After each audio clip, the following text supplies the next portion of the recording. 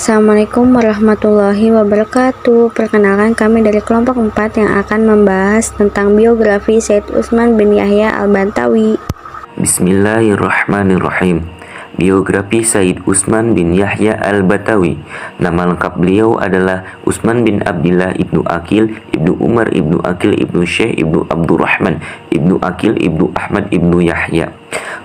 Beliau lahir pada tanggal 17 Rabiul Awal 1238 atau 1822 Masehi. Sayyid Utsman dilahirkan di Pekojan, Betawi. Ayahnya bernama Abdullah dan kakeknya Aqil dilahirkan di Mekah. Tetapi kakek ayahnya Umar dilahirkan di Hadramaut, tepatnya di desa Karoh al-Syaikh. Kakek Sayyid Utsman adalah seorang yang cukup terhormat di Mekah. Pada saat Sayyid Utsman berusia 3 tahun, ayahnya kembali ke Mekah dan Sayyid Utsman pun diasuh oleh kakeknya, Abdurrahman Al-Misri. Melalui kakeknya tersebut, ia mendapatkan pengajaran membaca Al-Quran, akhlak, ilmu tauhid, fikih, tasawuf, nahwu shorof, tafsir hadis, dan ilmu falak. Ketika berusia 18 tahun, Sayyid Utsman berangkat ke Mekah dari tahun 1840 hingga 1847 untuk menunaikan ibadah haji, dan juga dimaksudkan untuk mengunjungi ayahnya dan bertahan di sana selama 7 tahun. Di sana ia mengaji kepada ayahnya sendiri dan mufti Mekah bermazhab Syafi'i, Said Ahmad Zaini Dahlan. Selanjutnya, kedudukan Sayyid Utsman sebagai ulama dan mufti Batavia. Sayyid Utsman merupakan mufti Betawi sekaligus ulama penting pada era kolonial dan merupakan ulama keturunan Arab yang sangat terkemuka di Nusantara pada abad 20. Sebagai seorang penasehat urusan Arab, Sayyid Utsman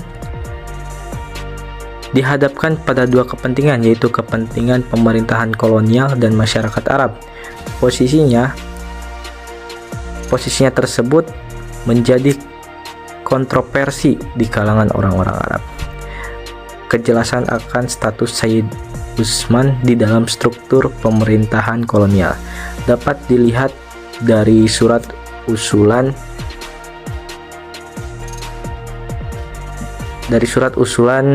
lain Snoek Hoorngronje yang ditunjukkan pada Direktur Van Onderwijs, Erediens en Nijverheid, Direktur Pengajaran, Ibadah dan Kerajinan. Direktur Pengajaran, Ibadah dan Kerajinan Hindia Belanda. Dalam surat yang bertanggal 5 April 1891 itu disebutkan berbagai manfaat karya-karya yang diterbitkan Sayyid Utsman bagi pemerintahan kolonial dan usulan pengangkatannya.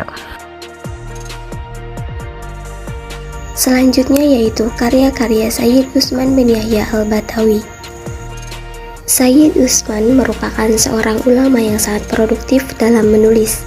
Disebutkan bahwa karya tulisnya itu mencapai 126 buku, baik yang diterbitkan maupun yang masih berbentuk manuskrip. Penerbitan buku dilakukannya sendiri di percetakan litograf miliknya. Berikut ini beberapa karya dari Sayyid Utsman Al-Bantawi. Yang pertama, Kitab Manasik Haji, yang mana dalam kitab ini berisi tentang tuntunan untuk masyarakat pribumi dalam menunaikan haji dan umroh. Karyanya ini merupakan karya pertama yang Sayyid Utsman tulis, yaitu pada tahun 1875. Yang kedua, Sifat 20, yang mana dalam karyanya ini berisi tentang tauhid. Kemudian yang ketiga, Adab al-Insan. Dalam karyanya ini berkenaan dengan tasawuf akhlaki yang menekankan kepada pentingnya adab yang baik terhadap sesama. Sekian penjelasan dari kelompok 4. Kurang lebihnya mohon dimaafkan, semoga dapat dipahami. Thanks for watching. Wassalamualaikum warahmatullahi wabarakatuh.